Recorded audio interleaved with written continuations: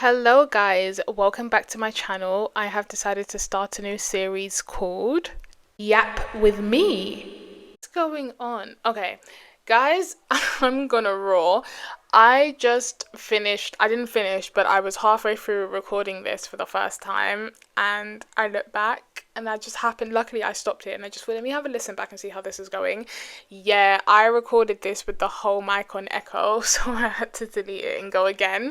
Take two. I'm going to apologize for the background noise. The kids outside are making a lot of noise. It is constant. It's all day, every day. Let me see if I can close that window. Hold on, that might help a bit. I fear this sounds more like we're on FaceTime than a YouTube video, but I'm sorry, I'm doing my best, guys. I'm new to this, okay? I have set myself a challenge to try and be consistent with social media. If not, I have to get rid of all my stuff because I've invested a lot into this, but I can't seem to commit. I don't have the motivation, and I bought a new mic for this new series, and yeah, if I'm not consistent with it, I have to sell all my tech equipment because I'm not using it. But yes, the topic of today is going to be my conversion with Judaism and the fact that I called it off and the why and everything in between. So to get to the point, because I've just waffled for an hour to find out that I couldn't use that recording. So to go again, the last time I went to synagogue was December, if I'm correct. I can't remember if it was before or after Christmas. And yes, I use Christmas as the landmark because I can't remember when Hanukkah was. I'm really sorry. It's one of those holidays that move, and I find it very hard to keep up with holidays that move. My whole life, I have never known when Easter is because it moves, and I find that quite stressful, to be honest. I remember people would say, oh yeah, Easter Sunday, Easter. I don't know when that is. Give me the date because I don't know when that is, realistically. So yeah, I'm going to use Christmas as the landmark. I think it was before Christmas. Yeah, it was before Christmas because I would remember the Hanukkah emails and the Hanukkah service and stuff. It was definitely before Christmas.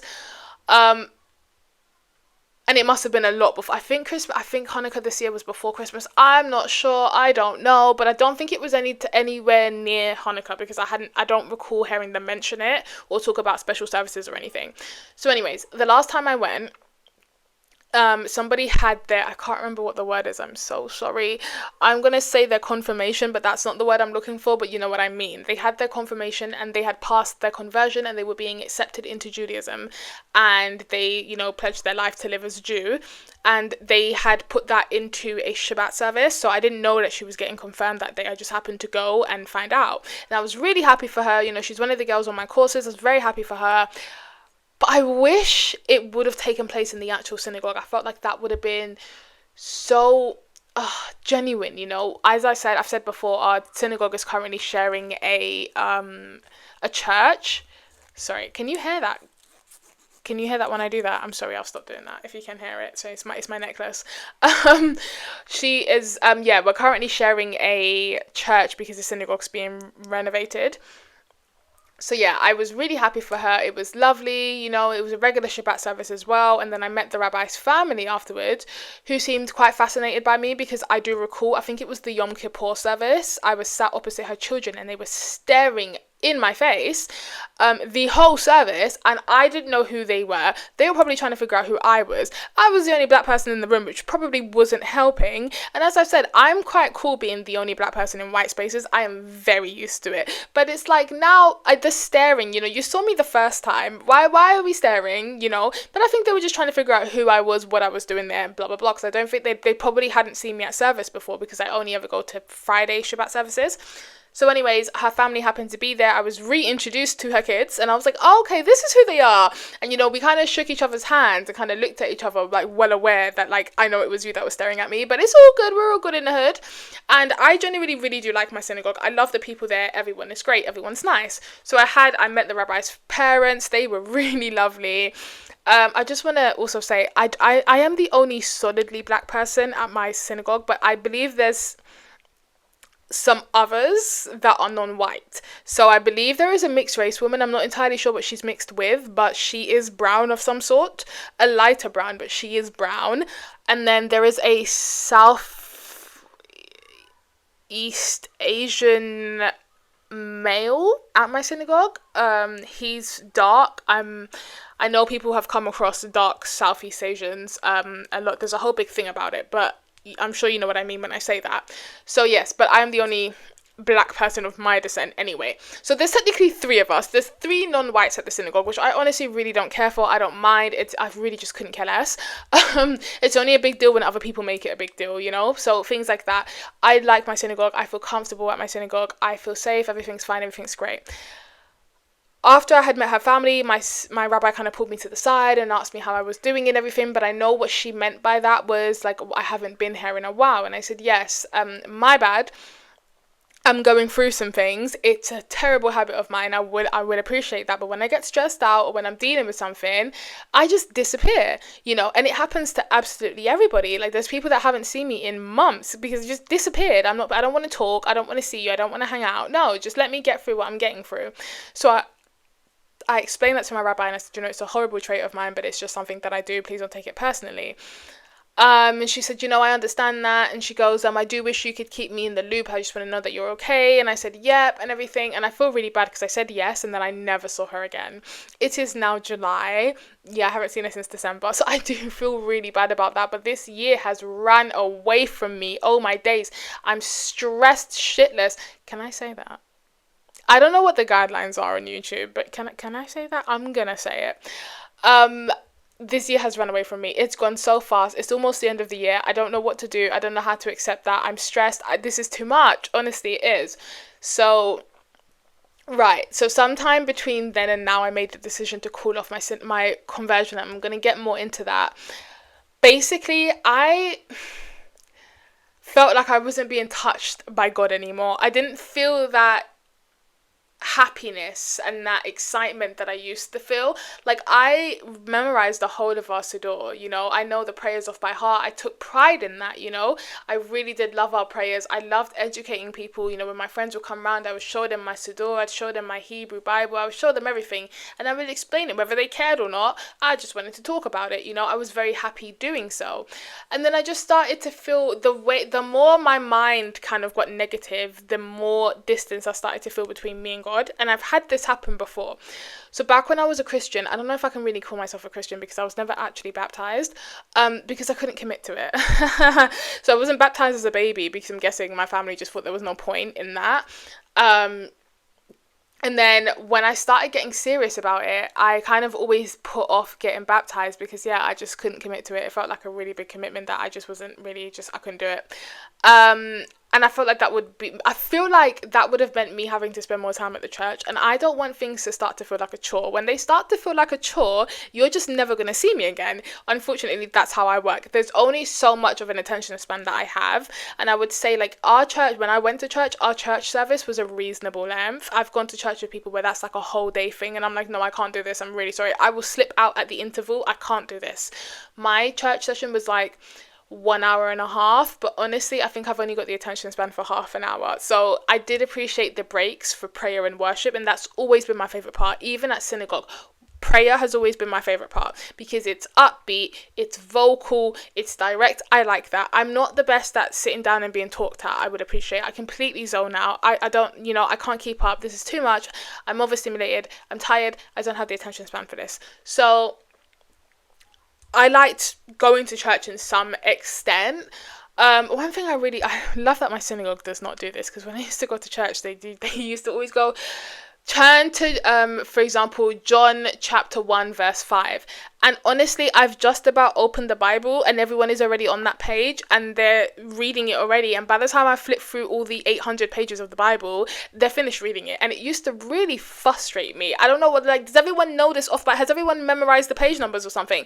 I always felt like there was something that I was missing, especially when people would go up and give their testimonies and they'd say, like you're in AA, like you're in an AA meeting, they'd say, oh, you know, my name is this, and years ago I was going through this, or I was dealing with this, or I was in this way of life, and then I found Jesus and Jesus touched me. Jesus has never touched me. As I always say, Jesus never touched me. I was starting to feel like it was a him problem, but I feel like it's a me problem, if I'm going to be honest, because I'm now feeling the same with Judaism. So God is not touching me. I think it's just me. And I can accept that, you know, and I know it's one of them things where you kind of have to push through. And my Muslim friend gave me some really good advice. And she said to me, never talk to a religious person about you having problems with religion, because they'll just tell you that you're not praying hard enough, which is true. So I started to feel like, you know, is it me? Am I the reason Jesus is not touching me? So anyways, I decided to call that quits. I wasn't feeling it. There's always been stuff about Christianity that I've been and about. And I really wanted to pursue my journey with Judaism. So no, I did not jump into my journey with Judaism. Also, can I say, guys, I've just realized if I'm speaking with a mad lisp, your girl has braces now. I don't know when the last time I posted on this channel was, but I have braces now. I have adult braces, yes. It's the whole big palaver. I'll get into it another day. But if I sound like I'm speaking differently, that is why. But anyways, so yeah, that was one problem. The second problem was that in me feeling a disconnect from Judaism and from God, I found it very hard to form a Jewish community outside of my synagogue. And in Judaism, a community is a very big part, and I didn't have a community outside of my synagogue. I am the youngest, or one of the youngest people in my synagogue. I think there's a massive gap in the age gaps. So you've got people like me, like in their 20s, and then you've got nothing, and then you've got like a whole bunch of 16-year-olds, if you get what I mean. There's nothing in between. So, you know, I kind of felt on my own in that sense, and that led to me looking for a Jewish community externally. So then I meet my friend, right, a Jewish girl. Yeah, it was great while it was great, and then it wasn't. I'm gonna keep it pretty short because I don't really care to speak on this girl. We're not friends anymore, and yeah, part of my reason for ending my conversion was because of her. But right, so a list of things that she's done. She came to my synagogue and offended my rabbi. That was a whole big thing. It was the most uncomfortable situation I have ever been in, but my rabbi did double down and defend herself, which I really respected. And it was served so passive aggressively. I loved it. It was the most awkward interaction I've ever experienced, but I respected it highly because, you know, she came for my rabbi gave it right back. So she did that. I felt like whenever we were out, she was trying to provoke people into hate criming her. And I did say to her, I said to her, if you get hate crimed, I'm not going to defend you because this is completely self-inflicted. You know, she had very strong issues on the Palestine-Israel situation, which, you know, that is her right. We don't have to, and I'm the kind of person where we don't have to see eye to eye on things.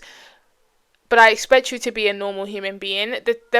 The part where you stop doing that and your morals come into question, then we can't be friends anymore, you know? So, you know, I tolerated her opposite opinion on the situation for ages. It's not something I really care to speak about, to be honest. I have my opinion, you have yours. I don't really know what else there is to say. But I felt like she would go out of her way to provoke people into things and to upset people. And it was really, really weird. Like, she would often make comments about people calling, like, Palestinians I can't say the word, but you know what, and stuff like that. And I'm like, yeah, but that works both ways, you know, stuff like that. So there was that. And then I got added to a group chat of Jewish girls, you know, and I thought this would be great. This is going to help me make my community. I don't know who exactly added me to this group, but my friend was in the group. She didn't add me to it, but she was in the group. So anyways, I'm not the best with group chats. I find them quite overstimulating, especially with people I don't know. So I'll normally kind of look from a distance, but I won't really interact in the group chats. So I kept seeing messages come up, and they were very questionable messages, right? And I ignored it for a while. And then one day I had come onto WhatsApp, and I guess the chat was active, so it was at the top of my chat list on WhatsApp, and I saw a message come up about Muslims, and I thought, wait, what is going on? So I clicked on the chat, and it was just a whole load of Islamophobia. So, you know, I've jumped in and I'm like, okay, no, this isn't okay. Like, I have said nothing about this for quite a while, but you have to remember that silence is compliance, and this is just not acceptable, guys. It really isn't. So then immediately they've kind of switched on me, and it got a bit crazy, I'm not gonna lie. Like, they were calling me an imposter. At first they accused me of being an Ethiopian Jew, and they said, you know, those people always have agendas and stuff. And I was like, what?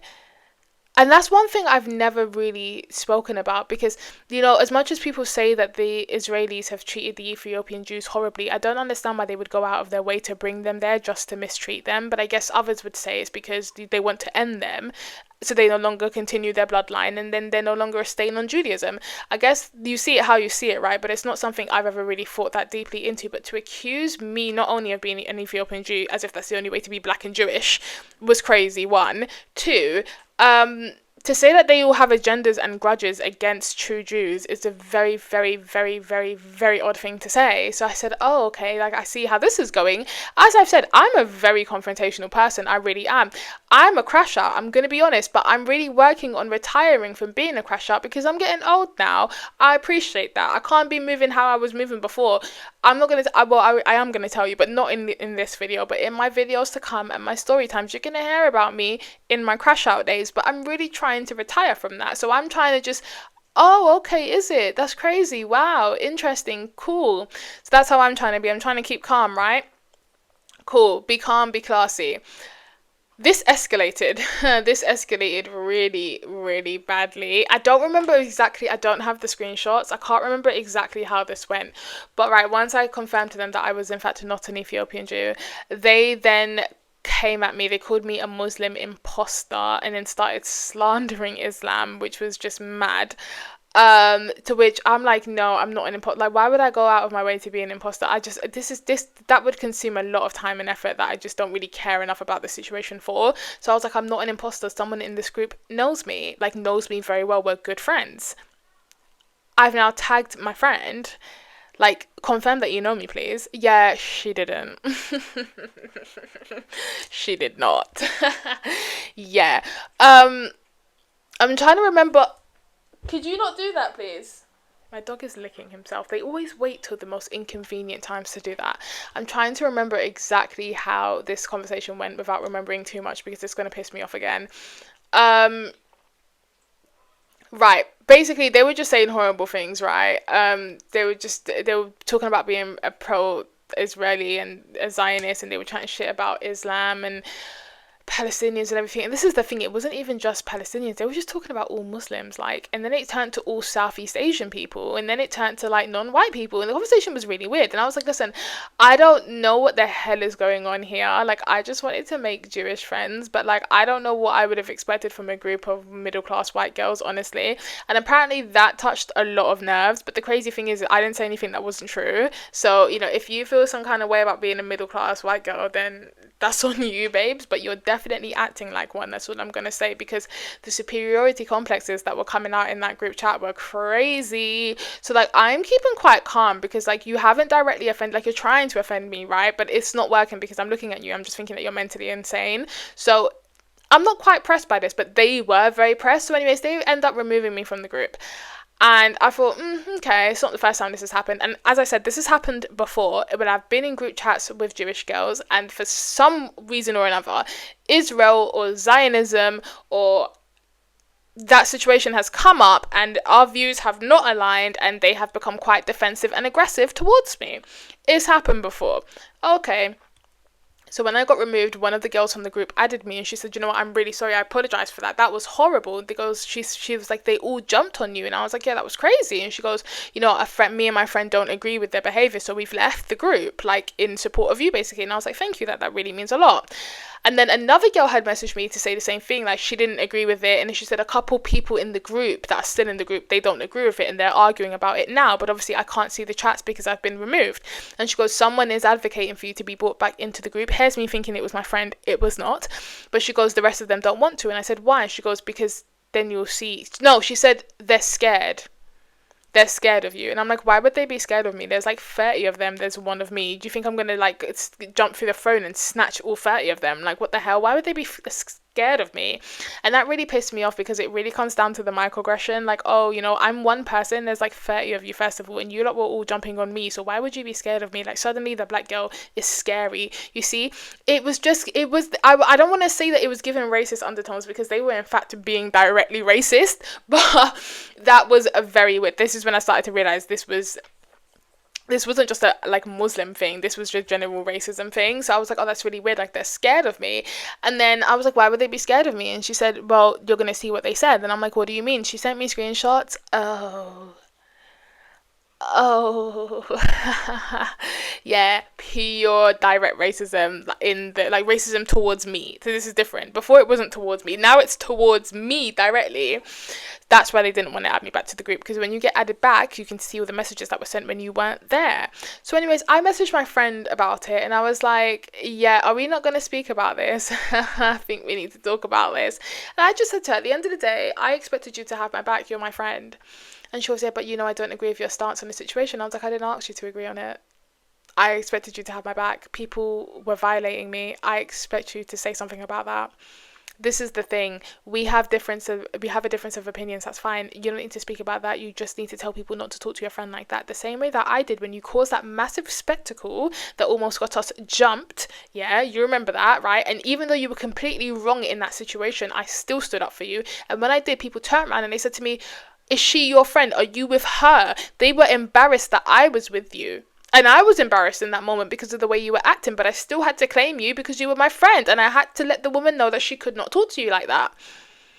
I was prepared to get myself in a confrontation to defend you in a situation you completely caused and you were wrong in, but I would have done that because you were my friend. So that's the least you could do for me when you see a bunch of people being racist directly towards me, and you are the one claiming that you're 1/8 or 1/9 or 1/10 black or whatever, which really just I don't understand people that do that, but whatever, fine. While being completely white passing, you're claiming that some kind of element of you is black, but then you're sitting here and condoning racism. And as I said, silence is compliance. So I was like, I don't really understand how we're supposed to be friends from here, because I feel like you don't have my back. Like, this is really crazy. Like, you don't have my back. And she goes, well, you're going to run into a lot of Jews with this opinion. And I'm like, I don't care. I just think everyone should treat everybody with respect. I don't think anyone is any less of a Jew because they're not a Zionist. And this is a conversation I had with my rabbi. And I said to her, I was quite concerned. I said to her, does me following with my conversion mean that I will be expected to be a Zionist and be against Palestine? And she looked at me with extreme horror and confusion and said, no. Like, why would you think that? And I was like, oh, okay, I don't know, because like my friend is really weird. And she was like, no, we don't do that here. And I was like, okay, cool. And I found out there are a lot of Jewish organizations and communities that do wish for peace, and I respect that. I like that. I feel like those are my people, but they don't seem to be near me physically. So the people that I'm surrounded by, or the people that I have access to, are mean girls. Essentially, they were mean girls. Like, simply, I had an opinion, and this was before I didn't even say anything about Israel or Palestine in that situation. I just called them out for being Islamophobic. We didn't even get to the actual issue, and that was how they treated me. So I thought, okay, crazy. So anyways, I said to my friend, I was like, listen, like, I don't think this friendship's going to work. Like, I feel like I've had just about enough of you, and I feel like our friendship was on thin ice the minute that you insulted my rabbi. So, and if you guys want to hear about what happened, I'll tell you, but I can't be bothered to get into that right now. But she was incredibly disrespectful to my rabbi. My rabbi was like, please do not bring her hair again. And I was like, don't worry, I will not do that again. I will learn from this. But yeah, so I realized I ended our friendship there because I had just about enough of the girl, to be honest. And the thing is, when I told my other friends about her, they thought it was absolutely hilarious. But it's funny when it's not you. It's funny when it's not something that you have to put up with. So my best friend, she's going to scream if I call her a Catholic, but on paper she's a Catholic, okay? And every time I bring it up, she goes, why do you say that? I've never said I'm Catholic. But she does Catholic things. She's Catholic as far as I'm concerned, right? So I took her to my synagogue because she wanted to experience it, and I wanted her to experience it. And my synagogue is a very open place. And I said to her, please, like, don't offend my rabbi. Like, I don't have to teach you. Shouldn't have to tell you how to act. And she was like, girl, you know me better than that. Come on, like, you know that I'm your best friend. I would never, like, I'm like, okay, cool, because you cannot come into a place like that and conduct yourself like that. Why is it not recording? Why? Oh, it is recording, sorry. Guys, I'm new to this. I'm having a lot of technical issues. But anyway, so I called off our friendship, and I was kicked out of the group chat anyway, and I never made an attempt to try and reach out and find Jewish friends again after that, because it just kept happening. I kept finding the wrong kind of Jewish friends. So that was a problem. I felt like it was practically impossible for me to be Jewish outside of my synagogue, when it comes to, like, doing Shabbat with people and just celebrating things and experiencing things. I had no one to do that with, and it just I don't know, it just wasn't helping the way that I was feeling. So there was that, and then obviously there was my thing with commitment. I feel like that's a really big commitment, and I'm not feeling particularly touched by God right now. So I don't know, it's brought me to, I'm not gonna say I'm an atheist, but I've I'm at that point where I'm like, does God exist? Like, why are we going through this? What is this life? What is my purpose? I'm in that state right now, and I have a lot of things about my life that I need to sort out because it's an absolute shit show. And yeah, that's just this is how I feel, and I'm going to explain this to my rabbi and just say, like, it's a combination of things, but I hope this isn't permanent. I think I just need to get through what I'm getting through and set myself up a bit and sort out my life, and maybe it will come back to me. I hope that it does. I haven't got rid of any of my Jewish paraphernalia. Is paraphernalia the right word? I don't think it is. Paraphernalia normally means things associated with other things, but it's not usually used in the best of contexts. So let me Google that. Hold on. Paraphernalia. I did not spell that right.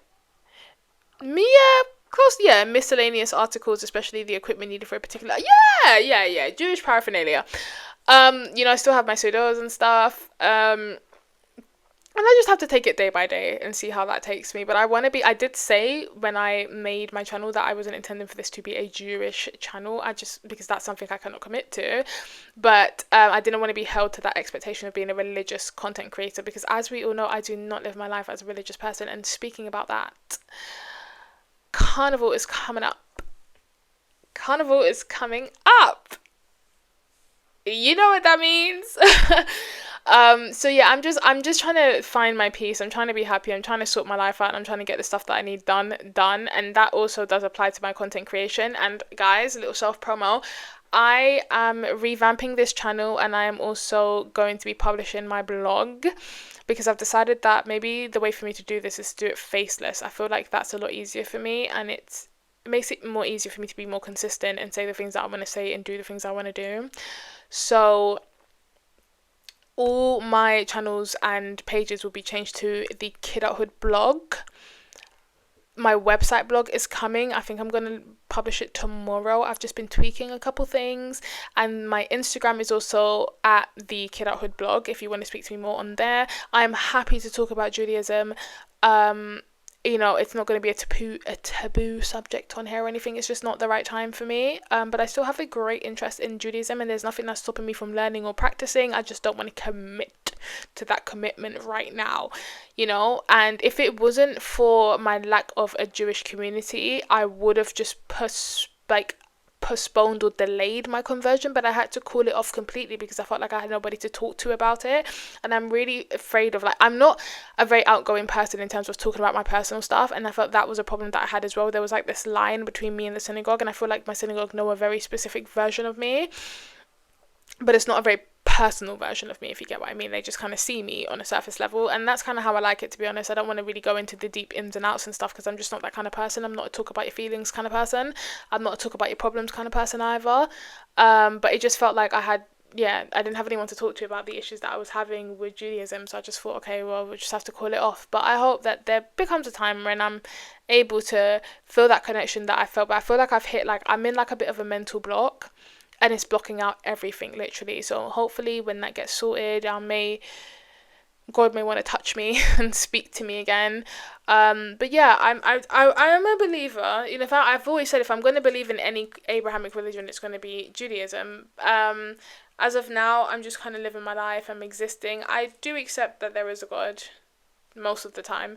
Sometimes I do have questions. I've never said there is no God, but I have a lot of questions. I'm going to be honest. I think that's perfectly normal to have. I shall keep you updated, guys, if anything is to change. But yeah, I hope to hear from you guys in the comments. I'm really sorry if you did come to my page looking for Jewish content. I'm not going to tell you there's never going to be any more Jewish content, but it's just not where I'm at right now. But I'm happy to talk about things should you want me to, So don't feel like you have to leave just yet. But yeah, thanks for listening to this video, guys. If you can relate to it, I'm glad that I've been able to say, because I've been trying to record this for ages, but I just felt like I didn't know how to. If you have emailed me, by the way, I will get round to that. Apologies, as I've said, I get a bit stressed, then I disappear. So I haven't been checking my emails. But I remember there was one person specifically that I was talking to on email. If I have not replied, I'm really sorry. I'll have a look at that. But yeah, thank you guys. I will leave all the links on my page and speak to you soon, I guess. Bye.